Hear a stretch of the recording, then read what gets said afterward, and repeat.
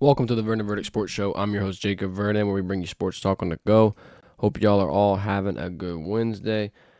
Got some good info for you. Got a little bit of info from Coach Brian Kelly at his teleconference for the SEC Weekly Media Teleconference. Then we got a little bit of an update for LSU's SEC championship path. I know we talked about it a little bit Monday, and I know I probably sounded insane. Guess what? We're ready to sound insane again here on Wednesday because we got a little more information. We got some graphics. We got some Reddit threads that we can go down, rabbit holes, if you will.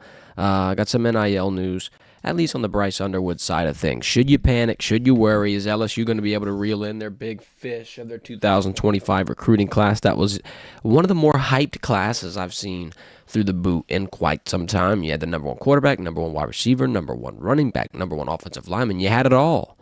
And obviously, you had some hiccups, some roadblocks, some Decorian more decommitments, and then now you got rumblings and murmurs about a potential 8-figure deal coming out of Michigan, as well as a new coach for the playoffs. So we'll dive into all of that. Heisman odds breakdown, college football playoff ranking reaction. We'll put the graphic up, have everybody discuss it. And yeah, it's going to be an interesting stream. So if you got anything you want to comment, any questions, any concerns, anything you want to talk about at all, drop it in the comment section. We'll get to it throughout the stream. Please hit the thumbs up button. Help support us. Help get us out there in front of more people. Help grow the stream, grow the show, grow the brand. The more we grow, the more we do. So simply put, support us, sub, like, comment. It means a lot. First things first, one of the biggest takeaways I have from Brian Kelly, one of the coolest things that I heard him talk about and just kind of commemorate would be Garrett Nussmeier's path to developing and hitting his potential and how similar it is to Jaden Daniels. And I mean, we talk about it on the show all the time. We even talked about it when Jaden Daniels was over here. Just a simple fact that LSU fans have been blessed with how, good the quarterback play has been in recent years, 4 to 5 years at least. Now you're in a situation where, you got growing pains. Yeah, you just lost the Heisman. Yeah, the offensive output is not exactly where you'd want it to be. But just with what you've seen from Nussmeier, with how he's been able to grow, with how he's been able to translate in his first year as a starter, I'd have to agree with Coach Kelly and say that I think he's got a lot of room to grow and he can hit that ceiling that Jaden Daniels was able to hit in that second year in terms of maybe, pushing LSU into some playoff contingent conversations. I don't know about, we're not going to jump into the Heisman ship already and put pressure on the situation, but all in all, if Nussmeier comes back and has a great, off-season of development, then I think, you could definitely be comparing him to a Jaden Daniels path. And he also addressed, the mechanic issues. There's a potential ability to change the progressions, the dropbacks, potentially the way Nussmeier's throwing, and just trying to get him in a situation where he's really safe with the football, obviously, not putting it in harm's way, not causing turnovers, not having the defense, just plucking them out of the air like what's been happening recently. But, despite the turnovers, despite the woes, despite the struggles, at least at times, Brian Kelly's got 100% faith. And I agree, thinks Nussmeier gives LSU the best chance to win. I mean, there's absolutely no way. And this is not to slight anybody. This is not to disrespect anybody. This is just my analysis of the situation and what I've seen with this team. I don't see a quarterback on that roster that could command this team in a way that Garrett Nussmeier can and put them in a situation that Garrett Nussmeier can. I hate to break it to you. If you got Ricky Collins or A.J. Swan or, even Colin Hurley under center for a South Carolina, Ole Miss, even an A&M game, all of those games end poorly. Obviously, the A&M one was a loss, but South Carolina and Ole Miss, you were able to turn it around. You were able to kind of keep swinging, keep fighting, keep clawing. I think Nussmeier was a big part of that, and I know a lot of people want perfection. A lot of people want instant results. A lot of people are very used to what they saw last year, and I get it. The drop-off is never welcomed, and it shouldn't be, because LSU fans have had it pretty bad. You go perfect, undefeated, get a national championship the next year, you're 500 struggling. And yeah, you can blame the COVID year and you can blame a lot of things, but obviously, firing your head coach 2 years after winning a perfect season, potentially being the best college football team of all time, it can create some confusion, especially amongst a fan base as passionate as LSU. Now, fast forward through the first 3 years of Brian Kelly, you got a lot of roadblocks and people are wondering, is Brian Kelly going to be the guy? We're wondering, is Brian Kelly going to run out of time in 2 years if he can't get LSU into that top 12 when it comes time to December, when the committee's voting and raising hands and putting tallies and votes together? I think there's a lot of signs, at least to me, that point to LSU going in the right direction. I mean, naturally, yeah, we want to be in a playoff. Naturally, of course, we want to get past this 10-win mark and that little standard that we've been kind of stuck at. But I think the only way you really do that, first, yeah, you patiently develop the talent that you have here. But secondly, I think you're just gonna have to 100%. Not necessarily retain talent, because you're going to be in a little bit of a bad spot. You're going to lose Will Campbell. You're going to lose Emory Jones. We got 4 names here that accepted Shrine Bowl invites: Greg Penn, Zy Alexander, Savion Jones, Braden Swinson. You could potentially be out of those 4. There'll be a lot of names that you're going to have to circle, and I'm not going to jump and say hit the transfer portal, because I don't think that the transfer portal is all what it's cracked up to be. And then I'm not also, in turn, going to jump and say we're going to have to recruit freshmen and throw them in there, because we know more than likely they're not going to see the field instantly. It's just hard to have that turnaround. What you're going to have to do is just put all the chips on the table, quite frankly, with the people that you got, and start just putting concoctions out there. Like guys like Toviano, who's in a backup star role, throw him out there in multiple different schemes, multiple different sets. Let's see what happens. Let's see what he's made out of. He had a potential starting role when we were entering the offseason. I'm not saying that he's not capable of being a starter now, but I'm sure he has some type of role he could be able to put into place. And that's one name out of plenty of other names. I mean, you could even throw someone else like a Womack in there and have him start getting some very big supplemental roles as you close and enter that stretch of the season. I guess my biggest point is, kind of building off of what Brian Kelly was talking about with Nussmeier, if you develop the team that you have now, especially at this point in the season, you could be in a very good spot come next year. Obviously, a lot of people don't want to hear 3 years. It takes 3 years to develop. When you inherit 39 scholarship players, that's what happens. When you don't have a full team, when you come into Baton Rouge, like when you're Brian Kelly, it's a little difficult. It might take a few seasons. It might take the 3 years. And obviously, nobody wants to hear it. I think the fact that they're still in a puncher's chance within the SEC, it kind of eases his situation a little bit. It kind of makes Brian Kelly look like it's not a catastrophe. Now, is it what you wanted? Obviously not. Alabama embarrassed you. And speaking from my personal opinion, I just don't see how LSU is in contendency for the SEC title, or just for an appearance for that matter. You'd imagine that the head-to-head record would eventually come into play, but we'll break that down here real quick. I got one more thing to say, though, in this segment. Jim Nagy says that Garrett Nussmeier has the highest ceiling in the 2025 class. Now, for what that's worth, obviously people make statements about draft classes, draft prospects, and future picks all the time. All I want to say is he was projected a first rounder as of about a week ago. Now he's bouncing in between second and third round. I get it. It's a thin class, and you could potentially squeak your way in. If Jim Nagy's saying you're probably got the highest ceiling, I think that development, the Garrett Nussmeier progression is easy for anybody to see. With that being said, next year you could probably even bolster your case for a top 10 pick if you're Garrett Nussmeier. Now, I'm not saying you 100% come back. I say you kind of have to consider it, though. And yeah, there's a lot of things at play. We'll kind of talk about one of the biggest ones here after we get through this SEC segment. But, the development of this team, it's going to have to come through retaining the retaining the talent that you have right now. You don't want to just see a lot of guys enter the NFL, most of these backups not really see roles, and then you have to claw and try and pull some things out of the transfer portal like you've seen recently.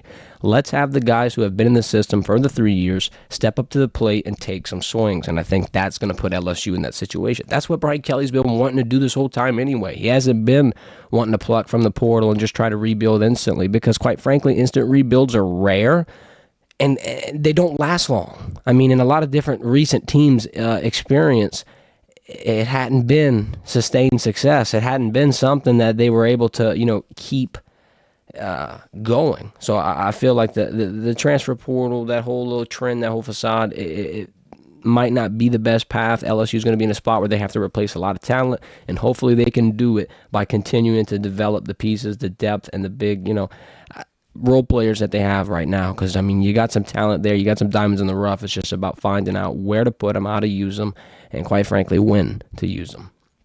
LSU's path to the SEC title. Let's get interesting here. I got a graphic for you. Let me go ahead and I'm going to put it up here. Shout out to our guy Peter Burns, LSU alum. He's kind of giving us some insight on the wild scenario that is the conference championship, the seeding, all of the potential tiebreaker situations that the Tigers can run into. I mean, obviously, this is going to take a lot to go LSU's way. This is going to have to be damn near perfect, if you will. But I've seen crazier things happen. So, quite frankly, what's going to have to happen is SEC favorites, all SEC favorites, are going to have to win through the next 3 weeks, except Arkansas beating Missouri. If Texas beats Arkansas, LSU beats Florida, Georgia beats Tennessee, South Carolina beats Mizzou, Auburn beats A&M, Florida beats Ole Miss, LSU beats Vandy, Miss State loses to Mizzou, Oklahoma loses to Bama, Texas loses to Kentucky, Ole Miss loses to Miss State, Bama loses to Auburn,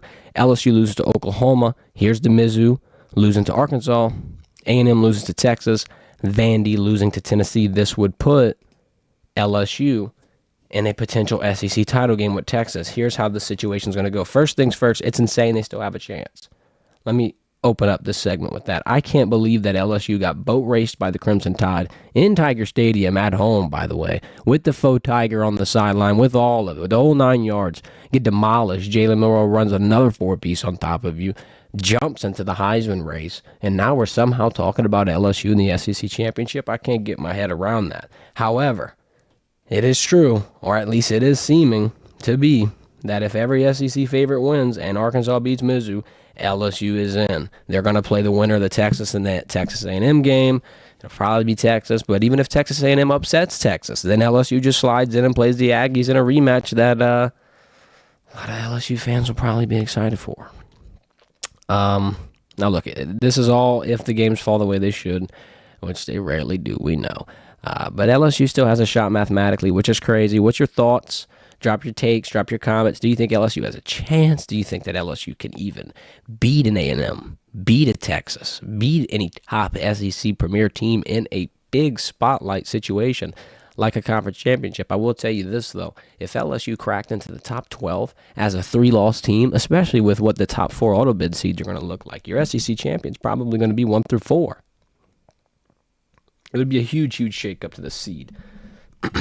Excuse me. It would be a huge, huge shakeup to the seeding and just the overall landscape of this college football playoff in general, because now you got a situation where these huge tiebreakers can create a lot of controversy. And I will say I would not be surprised if as soon as next offseason or this upcoming one, right after college football crowns their national champion in 2025, the SEC, their commissioner Sankey, all of these people meet together in a nice little room and create a new tiebreaker system, because the fact that the head-to-head doesn't come into play when there's a 6+ team tie is insane. LSU could potentially leapfrog a team that just smushed them as of last week. It's just interesting, but guess what? If it happens, we'll obviously be there to cover it, and we're not going to be complaining. But it's one of the craziest situations I've seen in the SEC in recent memory, maybe of all time. I think, let me just go ahead and put this graphic up one more time for anybody that joined in late. This Reddit thread has like a little computer where you can put, the red highlight is who would win the matchup on the given date, November 16th being the slate coming up this Saturday, November 23rd, the Saturday following, and then obviously November 29th, the final Saturday of college football.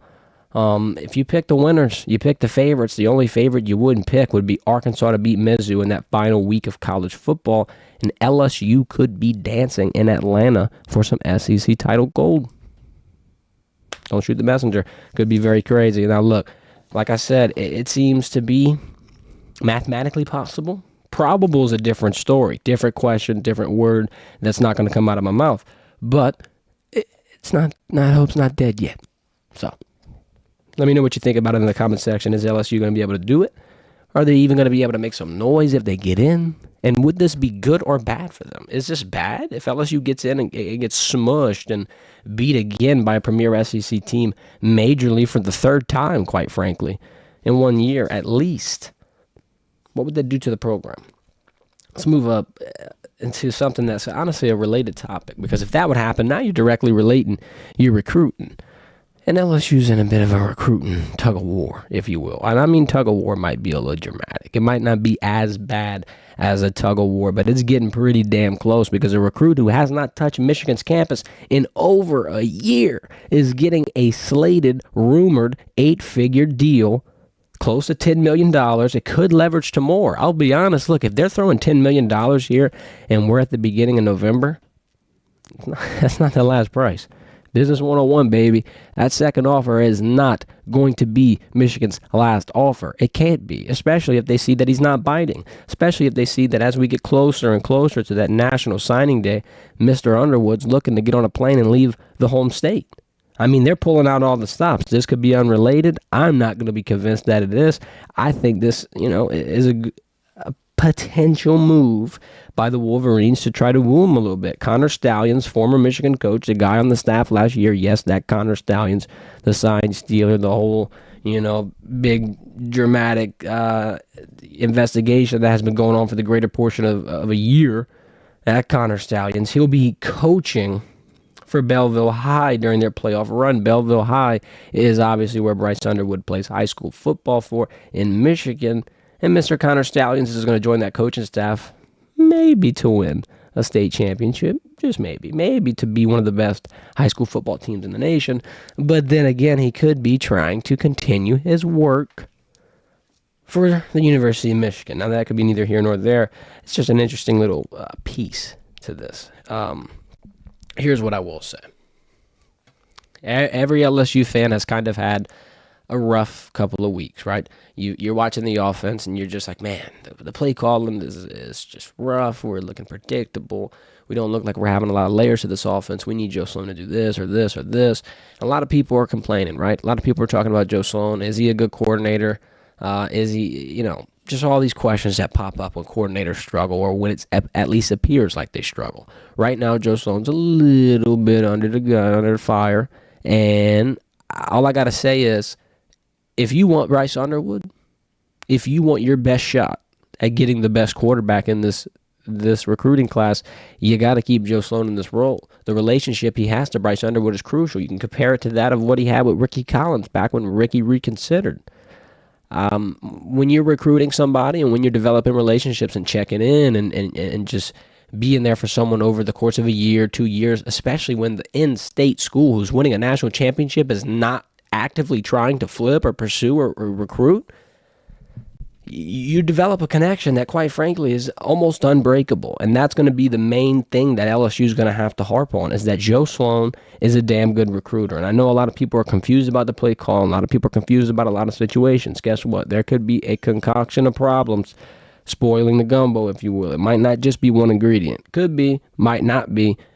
I think you're going to have to just simply ignore it, at least for this one offseason, if you want that carryover in that recruiting class. If you want to make sure that Bryce Underwood goes, because I could promise you, and I doubt this is even a consideration in the LSU coaching staff's mind. I think this is more just of a fan thing.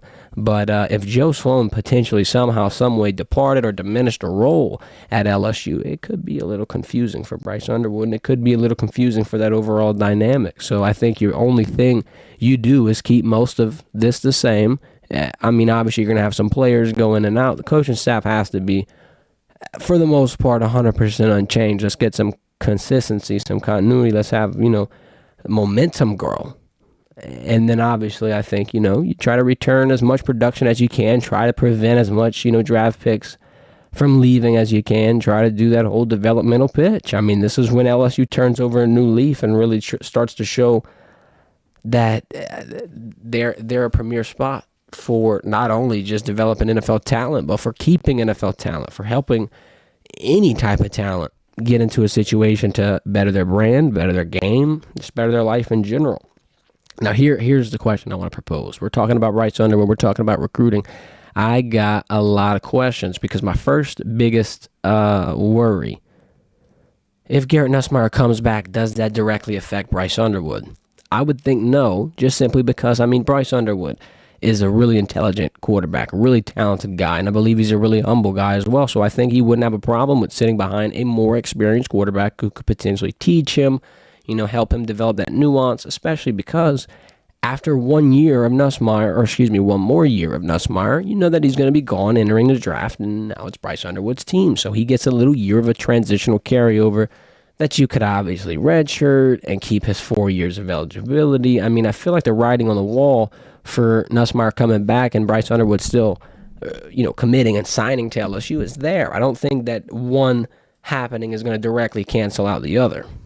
However, it is something that you're going to have to think about. Another thing that I want to talk about, pretty much the last thing bothering me before we wrap up this segment. Everybody's saying, Bryce Underwood went to that Alabama game, saw LSU get pounded, and, it's going to change his mind. He saw all he needed to see. He saw this, he saw that. Is Michigan doing any better? Is Michigan football in a lot better situation than LSU? Because last time I checked, they had losses to Texas, Washington, Illinois, Indiana, Oregon, and they're about to lose to Ohio State. I'd be damn surprised if they came out alive in that one. Look, here's all I'm going to say. Obviously, LSU's not having the best season. Michigan's having a damn rough year, too. I don't think a quarterback's worried about either one of those because in his mind and his, confidence, he's going to come over and change it. That might honestly be a situation that would help motivate him to go there. Oh, they need me. Oh, I need to be in a situation where I perform and help turn this team around. And I don't think Bryce Underwood is going to be the one piece that makes LSU have that full 180, but it's going to be a pretty big part. It's going to be a big part in attracting outside recruits, outside transfers, and just overall hype and trajectory of the program. I mean, you can only get better and you can only go up. I think there are some things that could potentially be monitored and be altered going forward. And when you're getting offered $10 million, it's nothing to scoff at, I will admit. You're getting paid more than almost every rookie quarterback in the NFL, and you're a rookie in college. So it's something to consider. It's not nothing to scoff at, I will say. Got our guy Akeem in the chat. Let me read some of these.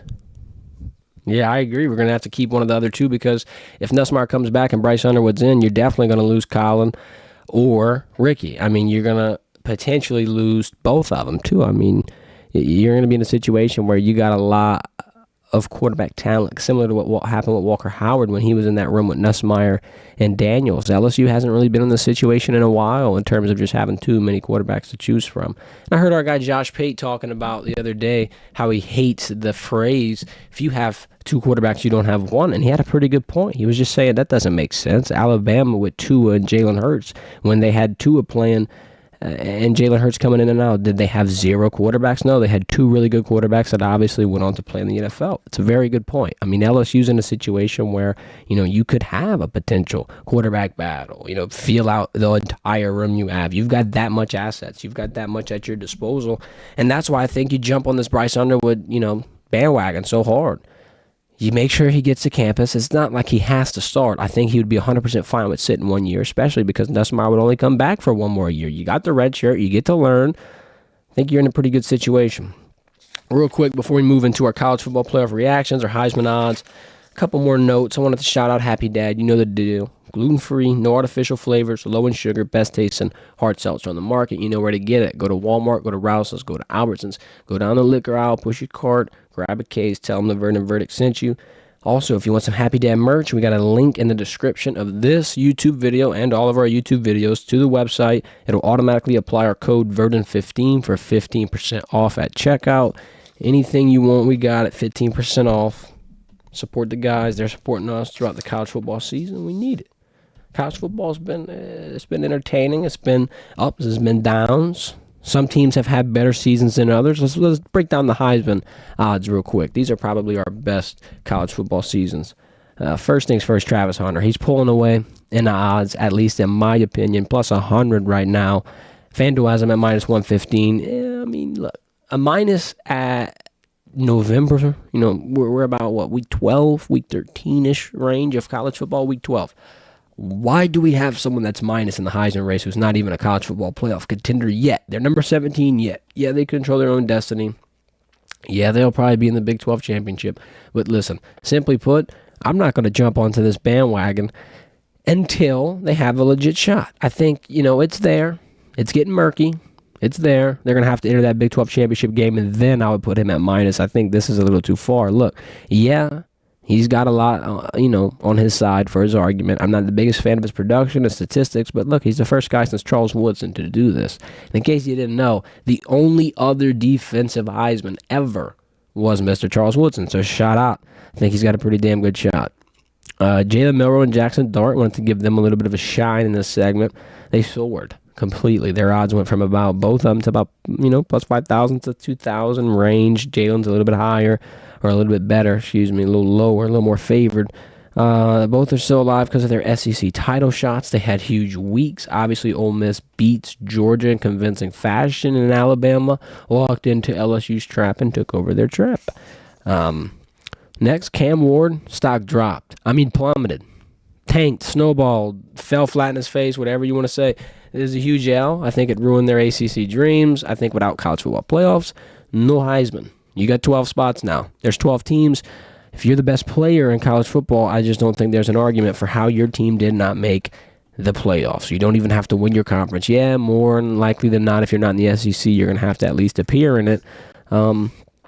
But it's just a little hard for me to argue for a player to win an award when they're not into the top 12, because you widened it, you expanded it. I could see when it was the top 4. I could see the last few years. Now you're in a situation where, there's really no more excuse. Last 2 players I want to shout out. Don't rule out Dylan Gabriel or Ashton Jeanty. Obviously, Dylan Gabriel, top team in the country, has an opportunity to continue to stack days. And I think that he's probably going to have a pretty deep run in the college football playoff, and that's really what's going to matter here is the longevity of the program and how serious are they, at least from a championship contender level. Championships, we're talking about playoffs. Let's talk about playoff rankings. Let me put this graphic up on the screen for y'all. So you can read it, so you can bask in all its greatness. Number 1, Oregon. Number 2, Ohio State. 3, Texas. 4, Penn State. Indiana, BYU, Tennessee, Notre Dame, Miami, Bama, Ole Miss, Boise State. And then here are your first team at Georgia, second team at SMU. Look at the first round matchups, looking a little interesting. Boise State, Ohio State, Notre Dame, Tennessee, Ole Miss, Penn State, Alabama, Indiana. Of course, your 4 Power 4 conference champions getting a bye. But here's my thing. You got a lot of football left. Brian Kelly said it best. One of my first takeaways, though, Georgia being out at the 12th spot would be one of the most insane things, especially in the last couple of years. You're watching Georgia dominate. A few years ago, they were going on for the first three-peat in damn near 100 years. I just think this is one of the craziest things. The 5th highest-ranked conference championship is going to obviously, shake some things up and put people in a situation where it's not just 1 through, 8.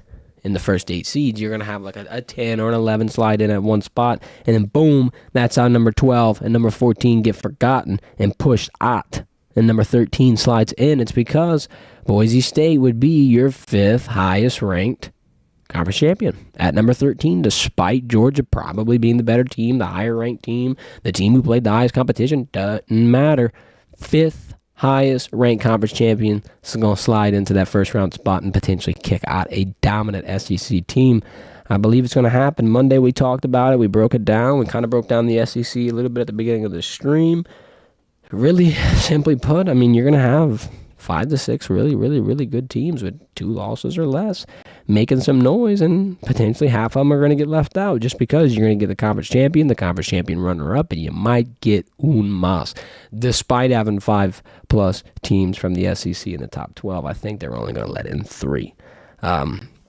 Look, here's my question. How bad does this shake up if A&M wins and the SEC gauntlet happens? LSU plays them in the title game. Does Ole Miss and Alabama get bumped out? Does Texas get bumped out? What's going to happen if that scenario that we played for LSU to make it to Atlanta, if you forgot it, I'll go ahead and put it back up. What happens if this scenario plays out? How do the college football playoff rankings change? Are you in a situation where now, your SEC team shuffle around because your champion and runner-up could potentially be teams that are not even in the top 15, and then now it's going to be the first-ranked SEC team following?